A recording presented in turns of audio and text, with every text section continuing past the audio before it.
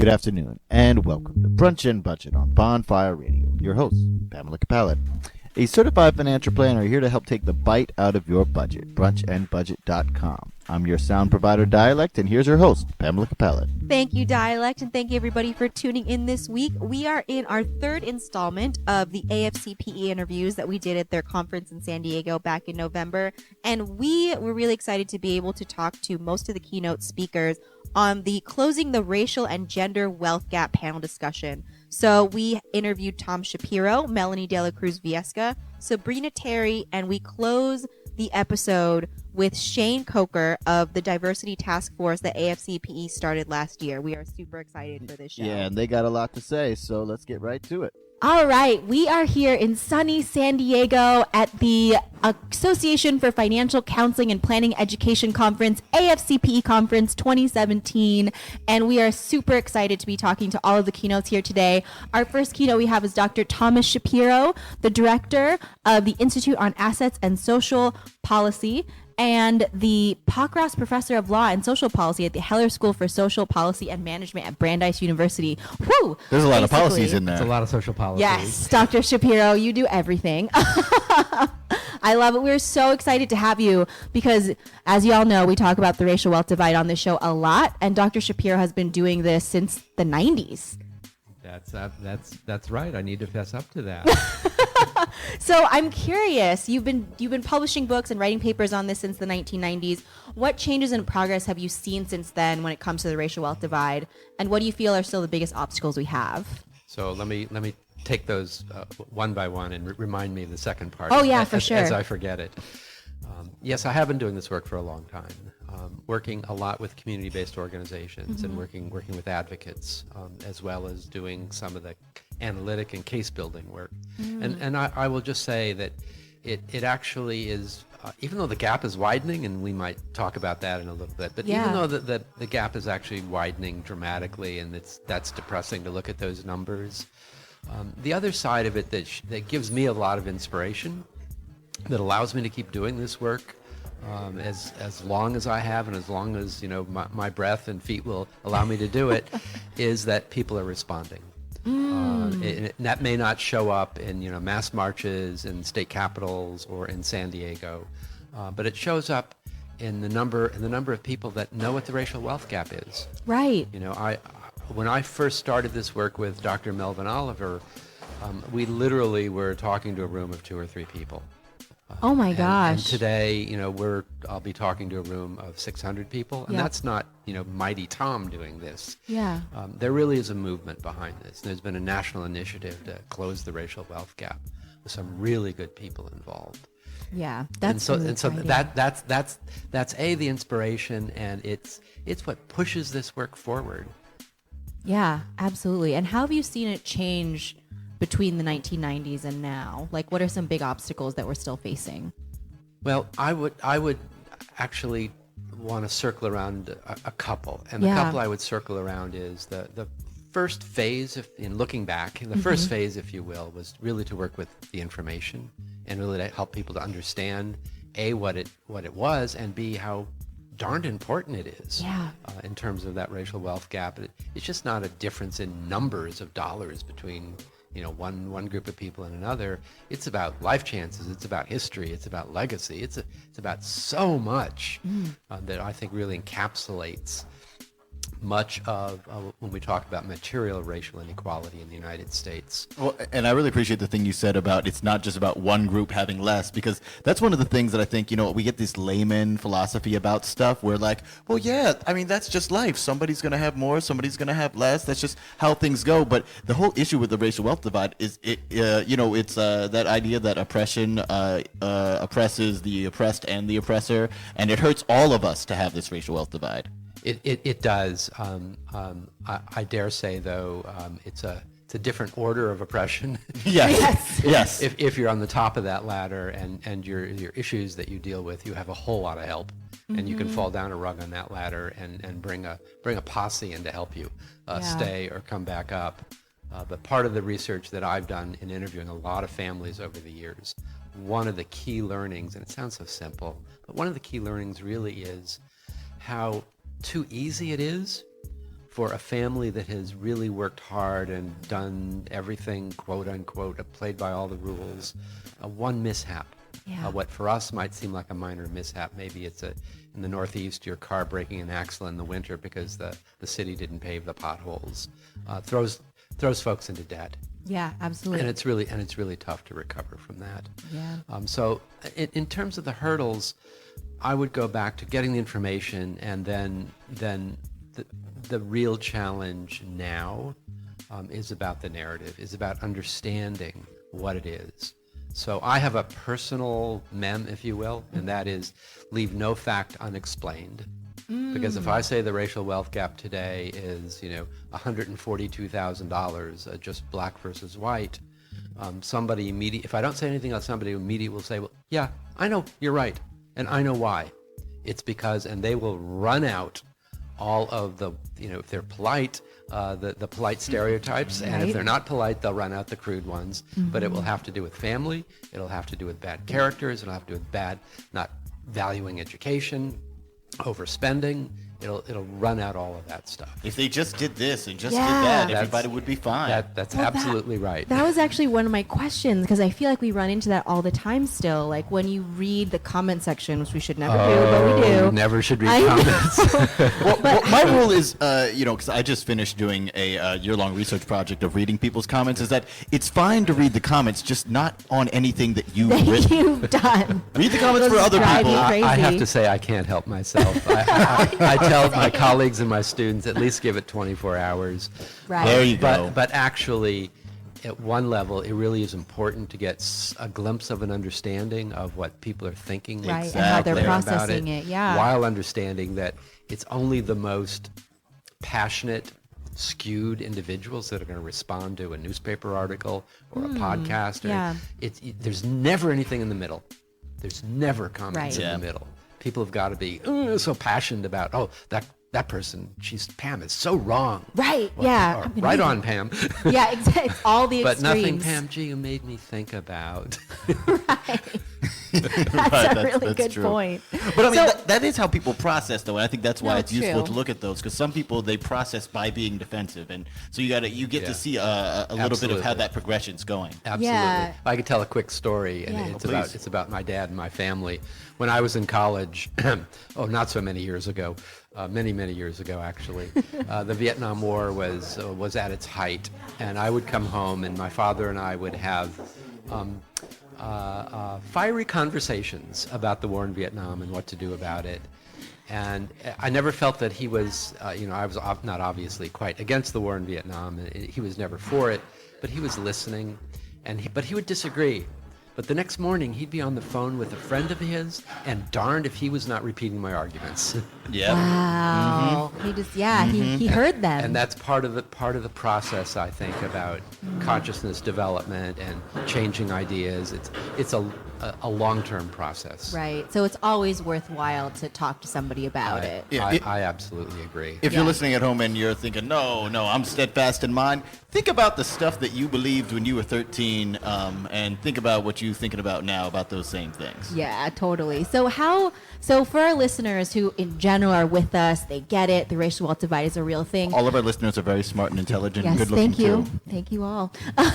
Yes, you're all very good looking. So how do our good looking, smart, intelligent listeners, when they're trying to have a conversation with a friend even about the racial wealth divide and trying to explain it and giving context to these facts, what advice do you have for them in terms of being able to speak about it? Yeah, so great question. It's the kind of work where people really do have to take just a little bit of time to inform themselves.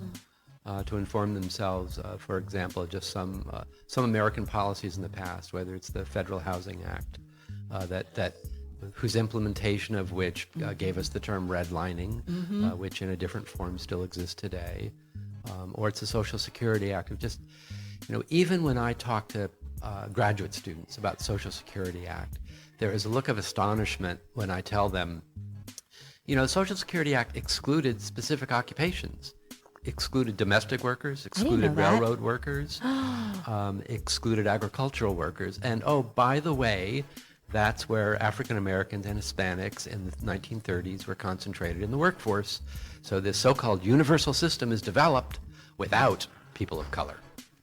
What? It just so happens, you know. Yeah, It, it wasn't about race. It was about the railroad workers, which the black and It was Chinese a people were doing. technicality. Just a technicality, yeah. When did that change? So different groups of workers were brought in at different points in time. Okay. Cesar Chavez and the United Farm Worker Movement essentially brought agricultural workers in the early and mid 1960s. Some other workers were more slowly brought in.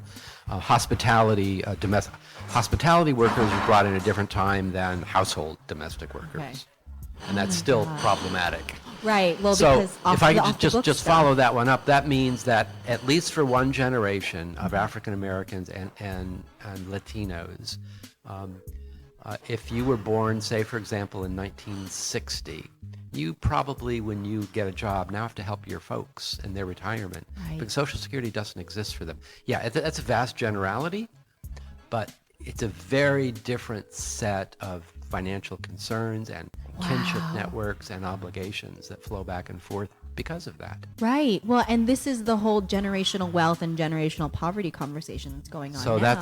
that's absolutely part of it. So, to go back to your question, people just need to take a little bit of time to school themselves, and there's a lot of good stuff out there now to do it. And you don't have to know everything. You don't have to know the entire history of race in the United States. My gosh, none of us know that. No, that's worse than reading the comments. Way worse. But to be able to, to make a point about this is what history has delivered to us, and history is alive in the present, and to be able to pick out one or two examples, I think is really critical. And the same thing about current policy, but we won't go there at the moment. Right. Right. That is really good advice. It sounds like it, and I feel like it's hard to argue with facts like that. When you look that far back in history and you say, like, actually this affected 3 generations later because of all of these like discriminatory things that were hidden in like these dog whistle politics. Absolutely. And I would, if I can take a minute or two, there's a great book called The Color of Law by Richard Rothstein that the central point is that residential segregation was and still is created and maintained by official government action. And a mainstay of that is the Federal Housing Act. Now, it was in play before, it was in play after. It happens locally, it happens at the state level.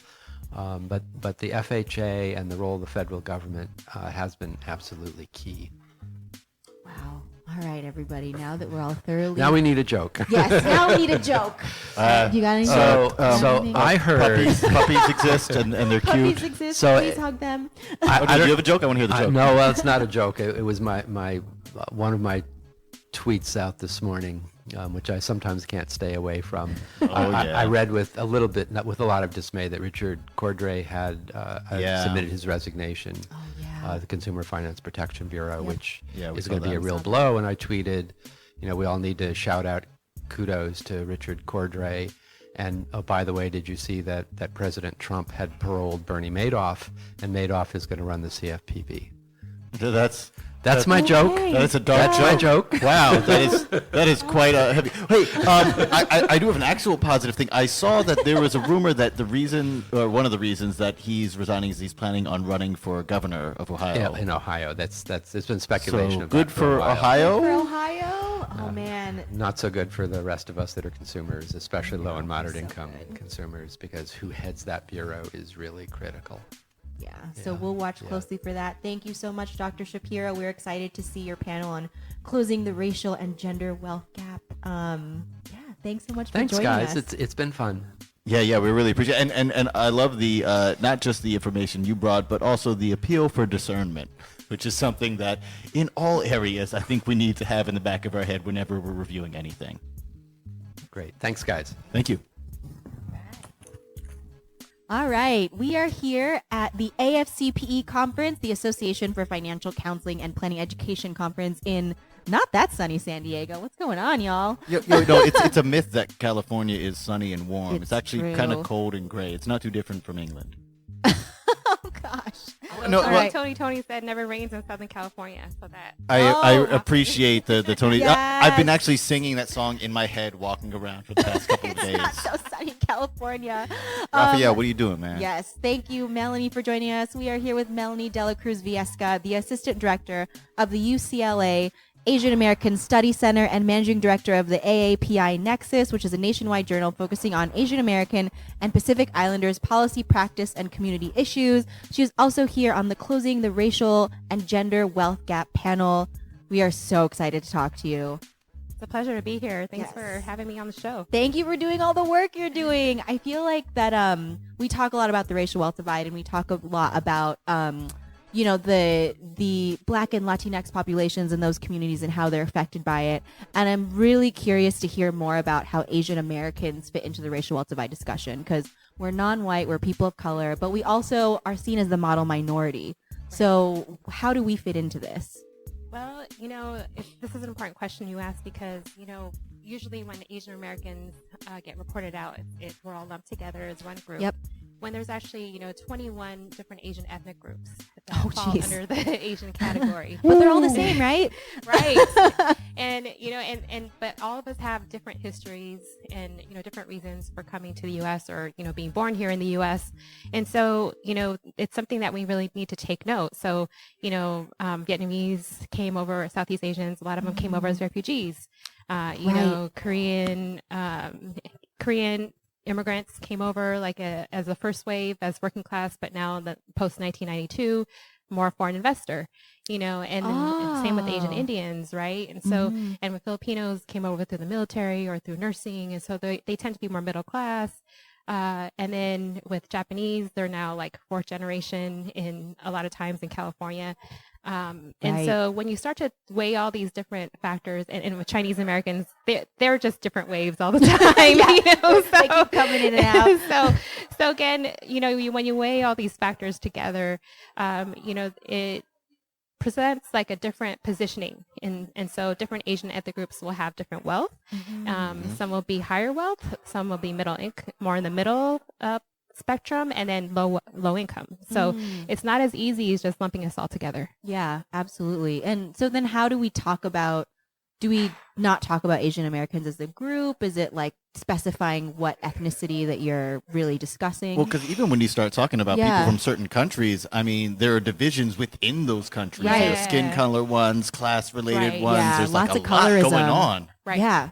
And I think it my work is really at the local level. So, I focus on Los Angeles. Whereas Diedrich and Tom, they're very focused on the national level, right? And so, what we look at is like how local asset markets matter and like which immigrant groups are coming to certain cities. So for Los Angeles, for example, you now have, it's always been known for, the trade ports of Long Beach and LA, it's educational institutions, it's research firms, health, institutions, fires like real estate, financial investment, the run of things. But like in the last 10 years, we have the formation of Silicon Beach. And so that is definitely, brought in a lot more workers that have H-1B visas and EB-1-2 visas that are either investors or working in these industries. And so I think... So the money's like flooding in. Yeah. And so, so I think the question was more about so basically, how do we talk about what Asian American groups Yeah. in Los Angeles are really represented, and how do you need to serve these groups differently? Right. And so I think with Asian Americans, knowing if they're native born or if they're immigrants is really key. Yeah. Also what I said with Southeast Asian studies, there's still a lot of trauma in those communities because they fled the war, Vietnam, Cambodia, right? Yeah. And also with like I was saying with Filipinos, they come over through a lot of the nursing jobs and to fill the teaching and those kinds of industries. And so the more that we can disaggregate the data and look at ethnic groups, the more we have a better understanding of what's really happening with the racial wealth divide. Yeah, absolutely. Man, we even got to desegregate the data. Yeah. Yeah, we do. Isn't that crazy? Disaggregation. Yeah, Well, it's definitely. I've noticed. Well, I mean, you have to get really granular with You all do. of this, and that's the whole Yeah. point of it. If we can't get to the actual specificity of what each group, like even as you're saying about Chinese groups and them coming over differently, I remember, I studied Black Studies in college, and they had this. There was this chart that my professor had that had the different ethnicities in the different countries and if they were black and white. Because at the time it was just like that's all that mattered if you were black or white. Right. And at Right. the time, the Chinese were considered black because they were working on the railroads, and the Oh, Japanese were considered right. white because we were trading with the Japanese at that time. In the early But 1900s. all of Yeah. the it had like Ukrainians and it had But all then of these didn't it people. switch? It always changes. That's what Right? I'm saying. Yeah. The chart was just that chart only mattered at the moment that they printed it. Yeah. Well, and then even just like thinking about the different waves of Chinese immigrants and like the people, I feel like people have been talking about Asian Americans as if we're like the new white people. Oh, right. I've been seeing that a lot. And I'm curious, like, even just like examining the Chinese American immigration and like the progression of like Chinese Americans were considered black. And then now they're considered white. Well, aren't right now Chinese the largest immigration group right now? But they're Yes, so coming. the largest of all the Asian ethnic groups. Oh my gosh. In So the how does US. that affect the data? Well, I think what you're raising made me think about how there's this comparison that gets made where, like, say, like, Koreans and Chinese, because they are like business or more private sector, Yeah. that they Yep. get compared to like the Jewish, so they're like, yeah. and the Jewish used to be like the ethnic middleman minority Mm-hmm. before they were considered white, Yeah. Exactly. So, Yep. so it's the thing happening with whiteness too, right? Like, the Irish were not considered white at one point, but and Italians, so- yep. yeah, Italians. And Italians so, just got there, right? so the U.S. has a very interesting racial frame that no other country really has. And so when we really think about how that influences wealth, and then also how we were talking about immigrants, because like in LA, you'll see that Japanese Americans have the highest median net worth of all the racial ethnic groups, even larger than whites. Wow. Huh. So That's just Japanese though. yeah, and Yeah. that's because they're fourth, fifth generation. So, what Tom was talking about earlier, they were able to accumulate assets over time, but also pass it down from generation to generation. Right. They built generational wealth. Right. They had the time. And our sample, it is a sample, so it's not like generalizable for the entire, Asian ethnic group, but Yeah. it's still estimates and they're very telling. So what you'll see then, like, for immigrant groups, like Chinese immigrants, Korean immigrants, that's a different story. Yeah. And the language barrier plays into it. And so they tend to own small businesses because it's harder to enter the workforce. Oh, that's so interesting. So even things that we see anecdotally really have stats to back them up where you're like, Oh, yeah. this is why we see small business. This is why we see convenience stores owned by Korean Americans or Asian American or Asian Americans. Well, and what I found is that there are a lot of systems where people create ways for people to create the businesses where they bring in people to work for them and work with them. Sort of like the laundry system. That was a whole thing. Right, They had the right. vouchers and they paid for you to come over. So then you had to pay them Right. back and all that.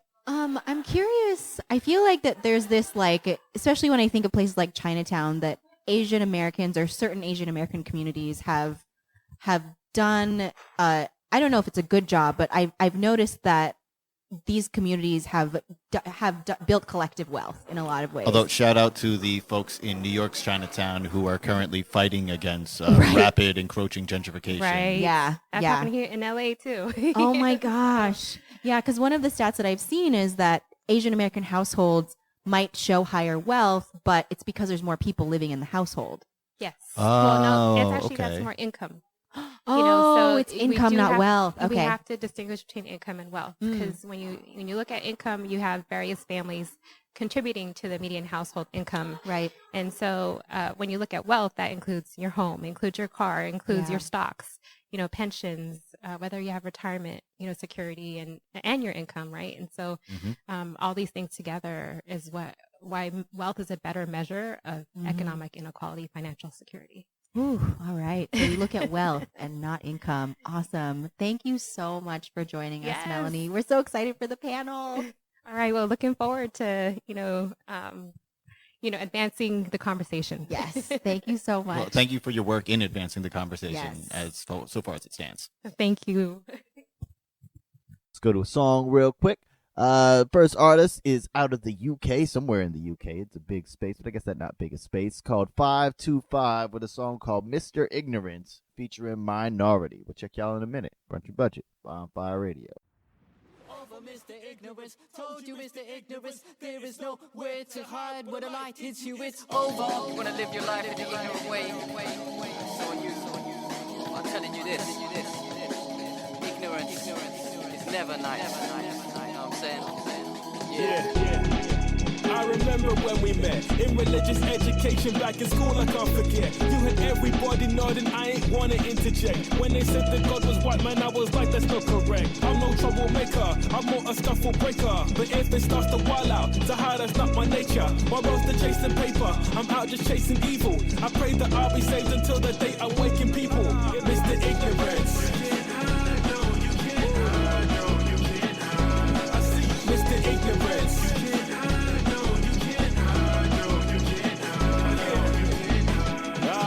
So we meet again. 9/11 lies you telling all on CNN. 7/7 eyes are swelling, you deceiving them. Blame the Muslims, but the truth is it's some greedy men. Now they're competing, building tall buildings upon the sand. The rabbit hole is even deeper, this ain't Wonderland. This creepy Mr. Man believes he got the upper hand. But me, I won't be on my knees, it's time for us to stand. It's the ignorance. I see, it's the ignorance.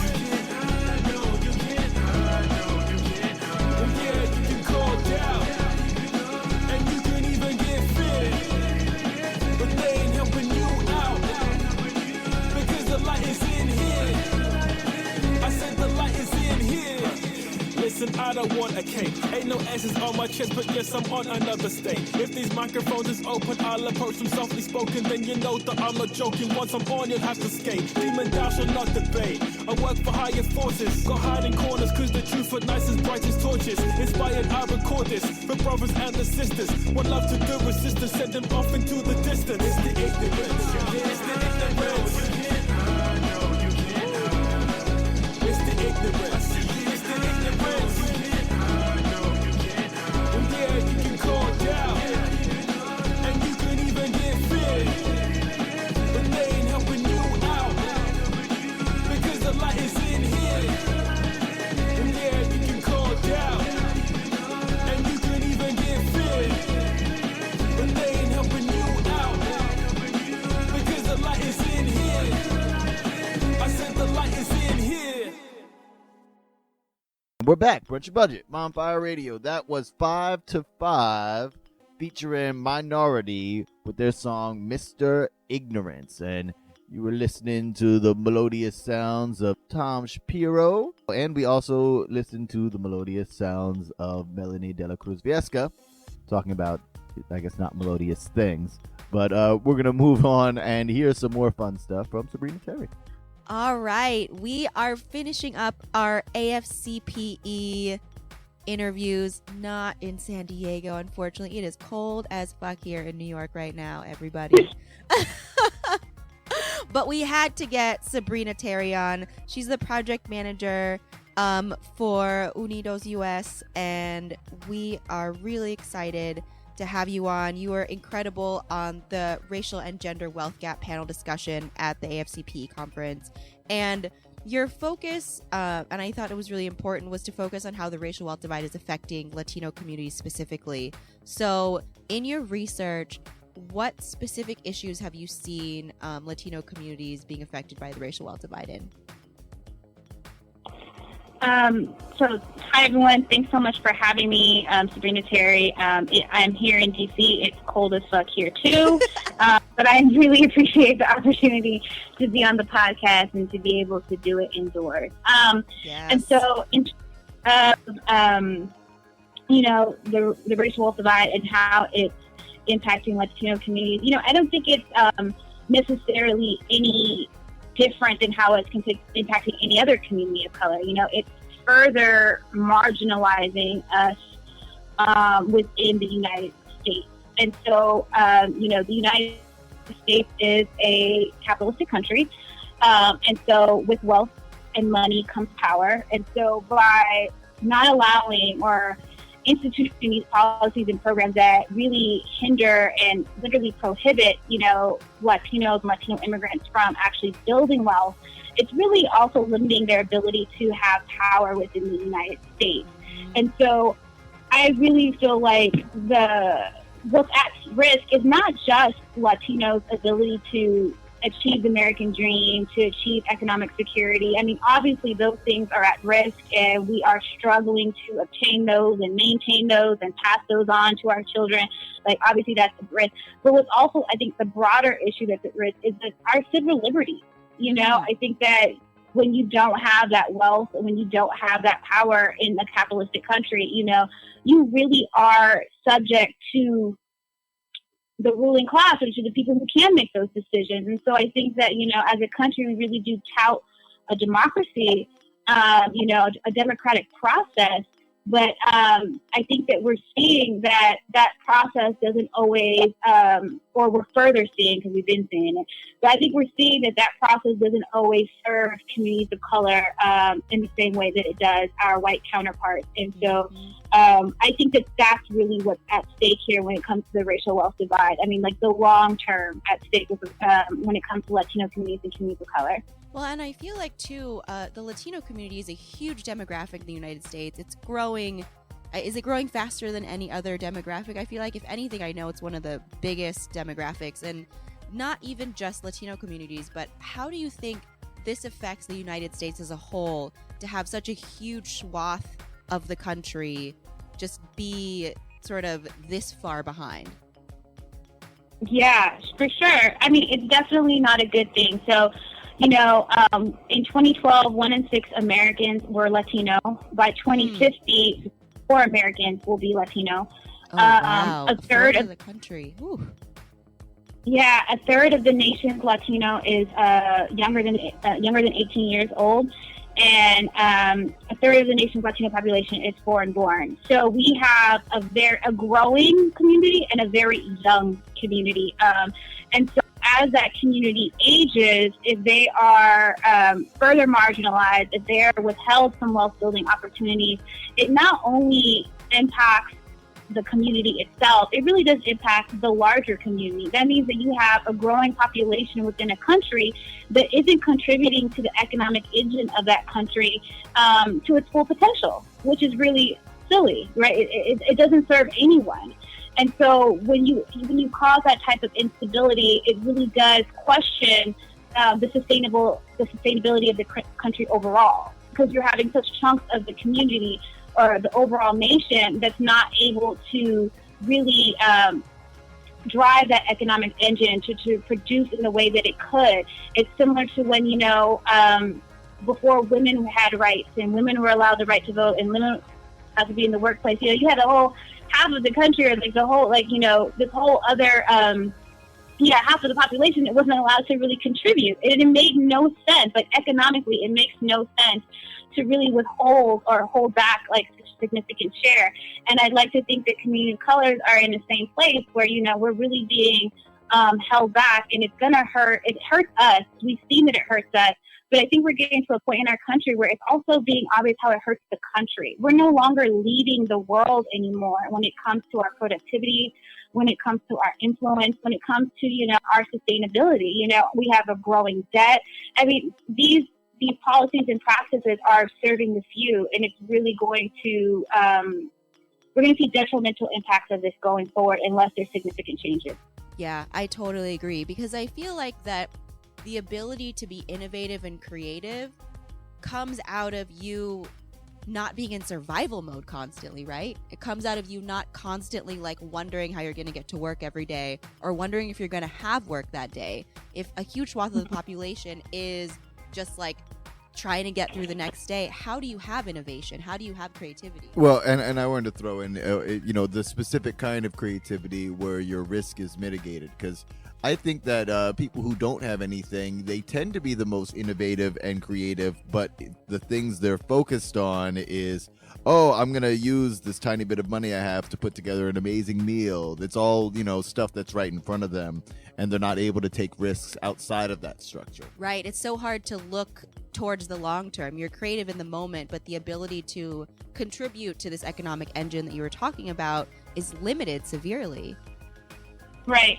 I agree. I think it's a saying that like desperation drives innovation or something like that, which I think is true, as Dialect was mentioning, to a certain extent for certain things. But, we are, our country, our economy, our world is growing, you know what I mean, in terms of the types of advances that we're really seeking and the people who are able to create those types of advances. And so I think that, there is a certain innovations that come out of, just having to get by and having to survive. Like, I think that's true. But when you talk about the innovations that really shape the world and the innovations that could, help set up the next generation of people and provide those, opportunities, that I don't think that necessarily comes from desperation. That comes from, wealth, that comes from opportunity, that comes from privilege, things that our community does not necessarily have. And so, and what comes to mind is like technology, right? Like technology has just penetrated every aspect of our lives almost. And I feel like it will continue to do so. And so if we have a population of people who, aren't able to, one, be employed in the tech field, or two, go to school and be able to pursue those types of degrees, or if they do, they don't have the opportunity to get in the door.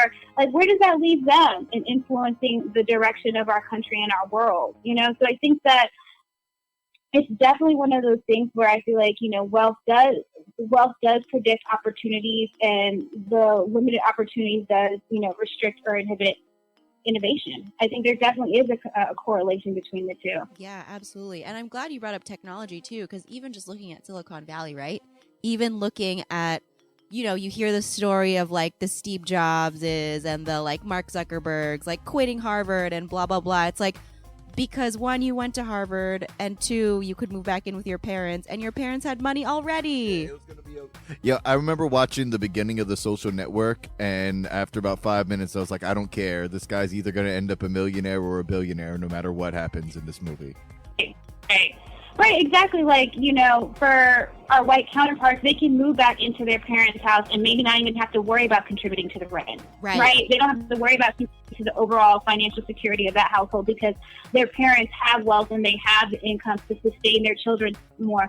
But, we come from, we don't have that same, security in our families. We have intergenerational households where it's not just you there, but you got an uncle there, you have your grandmother there, you have a cousin there, so the resources are already being spread thin, and depending on how many adults are living in those households, and then working age adults, healthy, who have a skill set that they can potentially, engage in the workforce, that really does determine, what moving back home would look like for a young person of color. And that's the reason why a lot of people critique, the Lean In book by Sheryl Sandberg, right? Like what it means to lean in as a woman of color is completely different than what it would mean to lean in as, a white woman. Like that reality is just very different. So yeah, definitely innovation. There's a lot of privilege in being able to innovate versus just trying to survive and help your family. Yeah, definitely. So, okay, we have like 5 minutes. How do we fix this?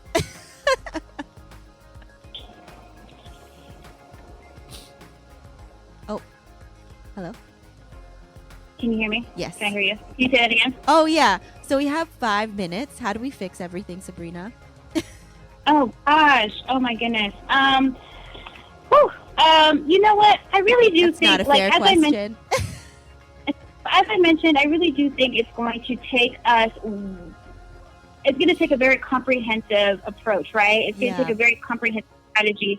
We're not just looking at economic policies, but we're looking at immigration policies. We're looking at health policies. We're looking at environmental policies. Like, we have to really start to draw the line between these things and, like, really understand that they all feed each other. And then I think that's one aspect of collaboration, like one aspect of looking at it more holistically.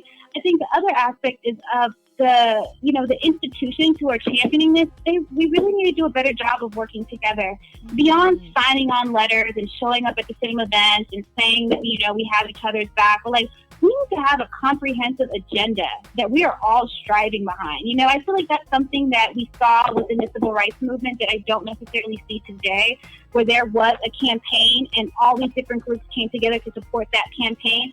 I don't necessarily know if we have that same campaign. I think that's because we're rarely divided still within communities of color. I mean, obviously there's forces that divide us. That's another thing. Yeah. And then, like, as I mentioned on the AFCPE panel, I really think that, it's going to take a cultural shift in this country to really be able to move the needle. I think that's one of the reasons why the current administration and others have gained so much steam, is because they've really been able to target this population and take a piece of their culture and like amplify it, right? So that those people were motivated, they came out, they're doing all this crazy stuff. I really feel like we need to have a stronger counterculture. Like, we really need to start working together a little bit more and changing the narrative. And that's not just for people of color to do, that's for all people to do. We can obviously, we're going to do it because we have to, but we need allies to step up. We need people who have wealth and have privilege and who have these things to also step up and say how this is not only good for us as, communities of color, but it's good for the nation, And so I think that it's going to take a lot of things. So definitely a more comprehensive approach, more collaboration amongst our leaders, and definitely just more champions, more diverse champions, people who are really targeting this from all walks of life, and not just when it's like advantageous to them or beneficial to them, and their star power or whatever they want to do, but they're really on the ground and they're really addressing the non-sexy issues, right? They're really getting down to the nitty-gritty of some of these issues, because the cameras are not always going to be there. So I think that if we could do some of that, that would be a good start at the very least.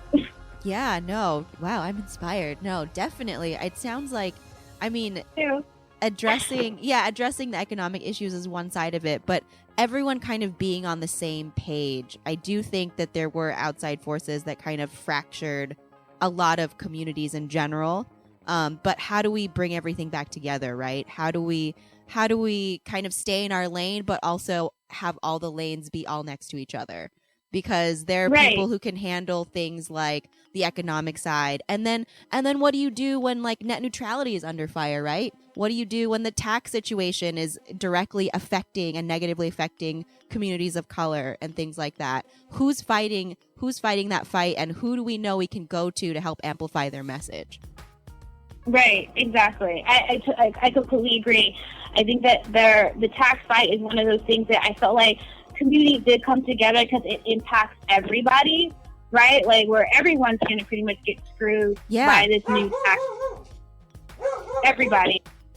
Even your dog says it. Like, you know what I'm saying? Like, everyone says, so I think that was that was not like an easy, but that was like one way for us to kind of show like a united force. And I think that we tried to do that to the extent possible. But then also when it comes to like other things, like as I mentioned before, like, talk about criminalization of our communities, that includes like, immigration enforcement. It's not just about police brutality. That's also about like, immigration enforcement and how those things impact our community. Like, we have to be able to see that they're just calling it a different name, but it's the same thing. And like gentrification impacts Latinos, impacts Blacks, it impacts everybody. You know what I mean? So I completely agree. There's some, like you said, net neutrality that impacts everyone, you know?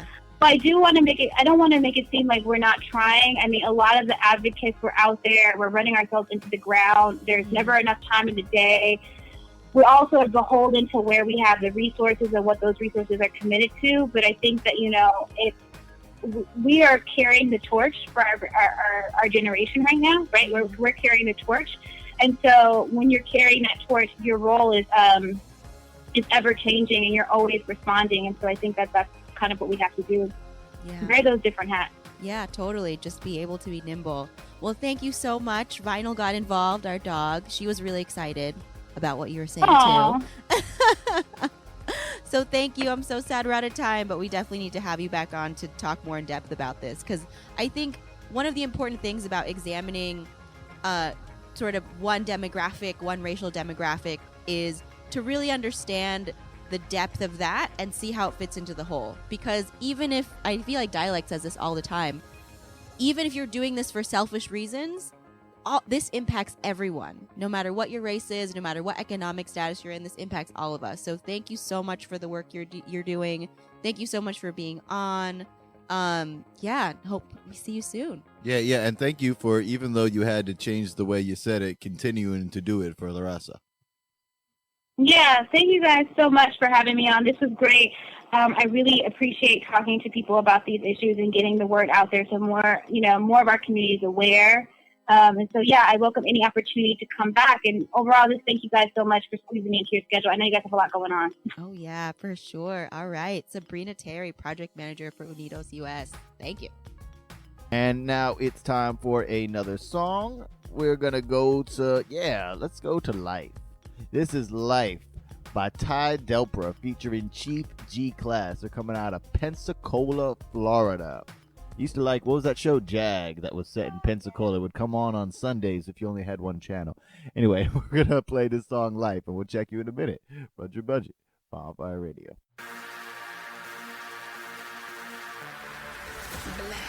Yeah.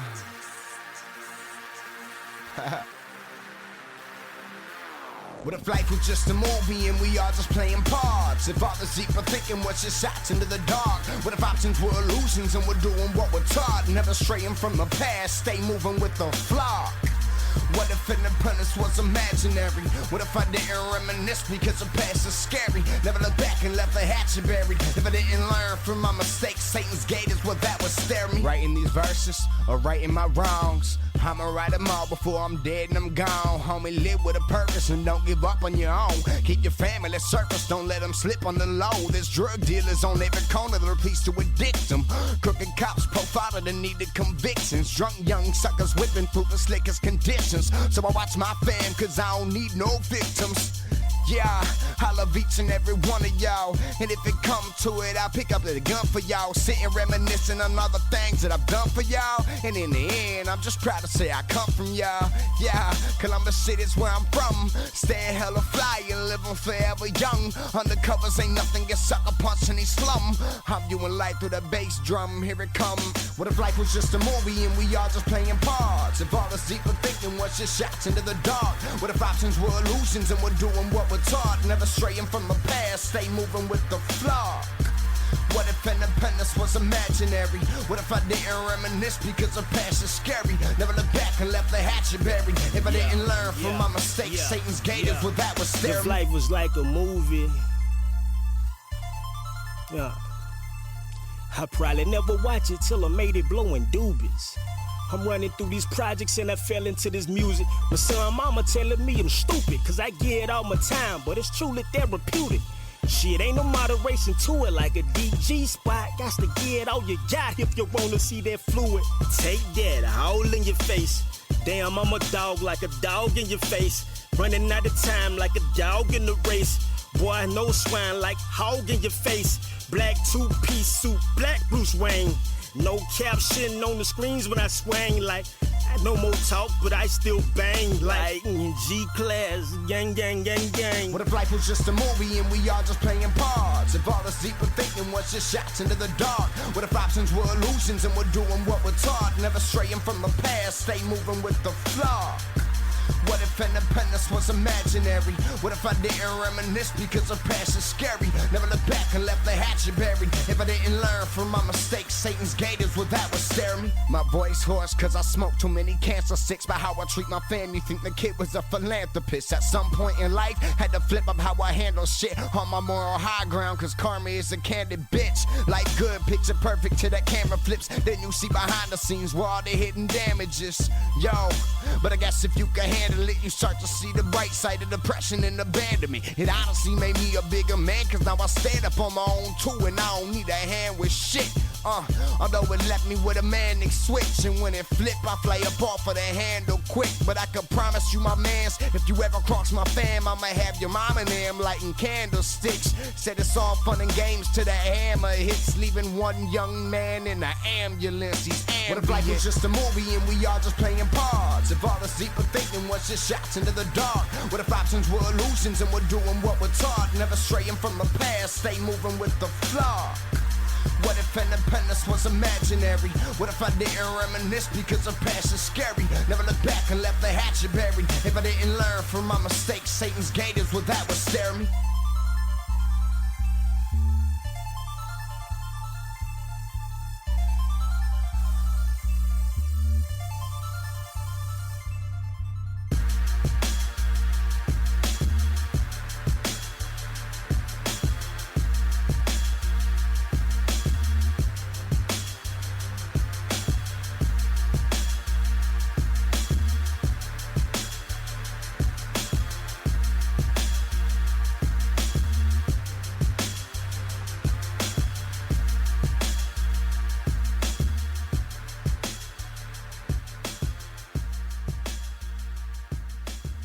And we're back.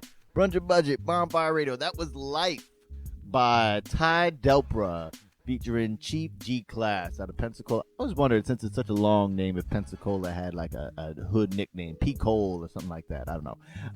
And now we're going to get into our last interview, Shane Coker.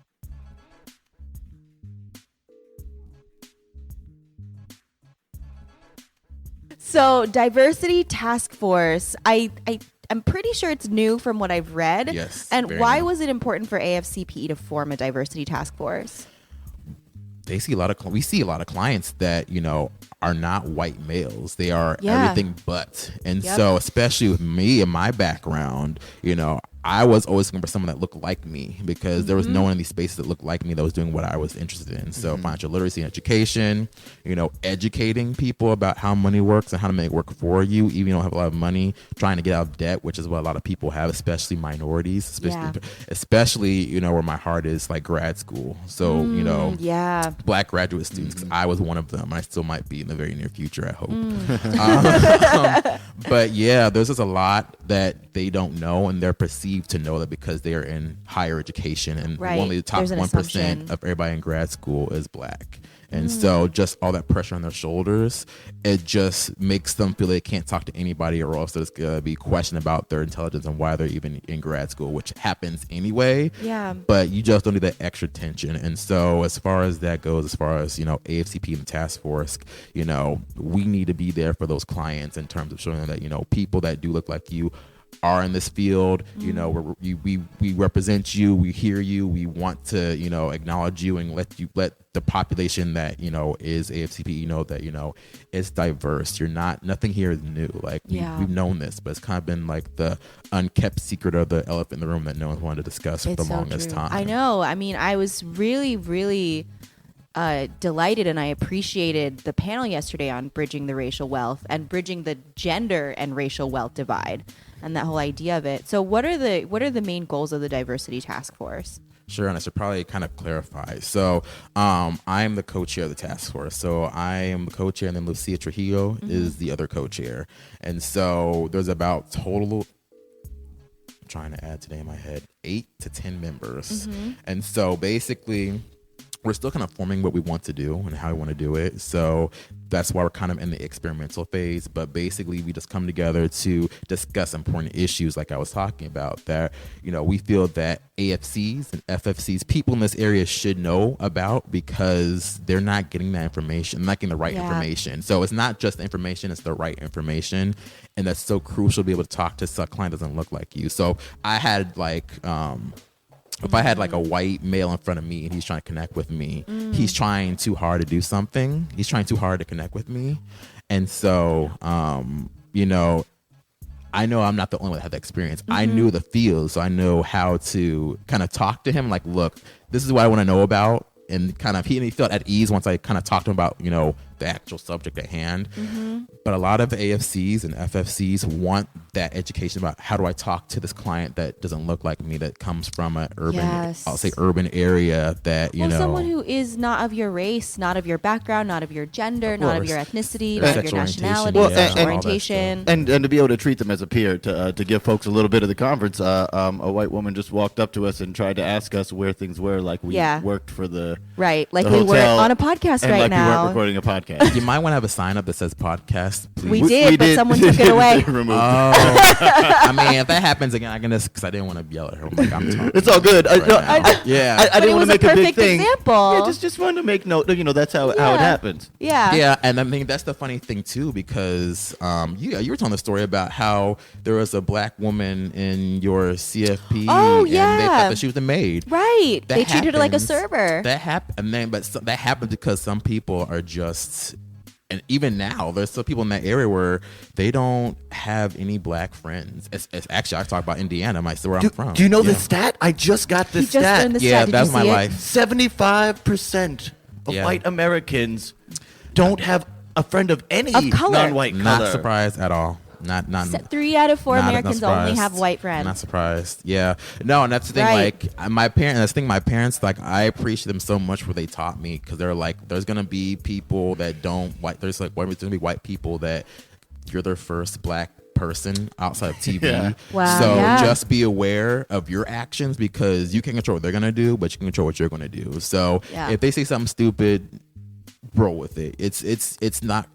They just don't know. As a safety thing too, on some level, right? Oh, I mean, yeah. I mean, my parents just taught me to survive as a black male, and so it was just, know who you are. That way, you can know how to not defend yourself, but how to express yourself, especially in places like Indiana and Mississippi in the South. Not so much because they I mean, they hopefully used to that, but I mean, maybe not. But yeah, there's still places. A huge part of the country is like you only see black people on TV, and the way that black people are represented is negative. Well, and that's why we talk about people of color and the representation in the media, because that often is the first way and the biggest Sometimes way. the only way. Primarily, yeah. There's nothing you've said is nothing I've not talked about before, because I had when I graduated from Purdue, I also have a certification or certificate in diversity and inclusion. So we talked about, what happens if you come to somebody from a different culture that, has never seen any representation of you except on TV or magazines, and how do you express yourself and not the stereotype? Yeah, so this makes me think, so does the Diversity Task Force, is their mission, the answer might be both, but is their mission more to support the people of color who are attempting to enter the industry, or to give education to the white people that are already in the industry so that they can be more understanding and helpful for inclusion? I would say both. I would say all of that. So to help those that are trying to get that educational piece on how to talk to somebody that does not look like them, that's one part that we do. Yeah. And we also do general education about, okay, so for those that are wanting to come in that may not look like the traditional financial advisor, essentially. It's like, we are not that, and this organization is much more than that, and you need to realize that, because and if we're not doing a good job getting that out there, we need to do more. And so this is the part of saying, you don't have to look like anybody to do this. You can be who you are and come in and bring and be able to talk, because we need you to talk to people that don't look like us, because we need to help them get financially stable, because financial freedom is for everybody. It's not just for a particular person. And I think that's what the task force is, that's what we're wanting to tackle and to address and kind of get out there. Yeah, that's great. I love that. I love that. Thank you so much, Shane, for joining us, talking about diversity, talking about a super important issue. Of course. I feel like that. I mean, as someone who has a CFP and now has an AFC, the diversity here, the different perspectives that we get to see at the AFCPE conference is far and above like any financial industry conference that I've ever seen. Even just sitting in the review course and seeing who's taking it. I mean, at least half the room were people of color. Who really just are here to help people, counsel them through really, really difficult conversations. In other words, the task force is working. Yeah, the task force is working. It's not just that. I think you see for me, it's just like it's common sense because historically, minorities have never had money to work with. And so you think of CFPs, you think of, wealthy white individuals that have all this money to figure out what to do with. Yeah. But on debt, that knows no race, no color, no. That's unfortunately. that's so true. And in particular with minorities, that's what we face more and more. So when you see that room, that drastic change in the room, you see who the population is really being geared towards, because CFPs, the dream is to have money to work with. But for some people, my dream is to be able to pay my bills and not be in debt. Right. There you go. And that's the dream for there. a lot of minorities, just not to be in debt, And just not to to kind have of that survive. stress. Yeah. And unfortunately, you want to strive for more, but you just want to be able to kind of, pay these bills and not have to worry about someone repossessing a car or getting thrown out or being taken to court And or that's something. the reality. And so, yeah, that's the dynamics you see in the rooms. That's the difference. Yeah. So that's the representation. Yeah, awesome. Ooh, thank you. I feel like that was a perfect delineation too of the difference between AFC and CFP and sort of the types of situations that AFCs have to deal with that CFPs. Debt was not even in the CFP book. I'd like to thank everybody that spoke, that we interviewed today, helping to end the gender and racial wealth divides. And we're going to finish it off, since we were talking about diversity, with a little bit of Bond Family. Out of Uncommon Records, we got Acid Rain with his song Diversity. And we'll check you next week. Bunch of Budget, Bonfire Radio. Peace.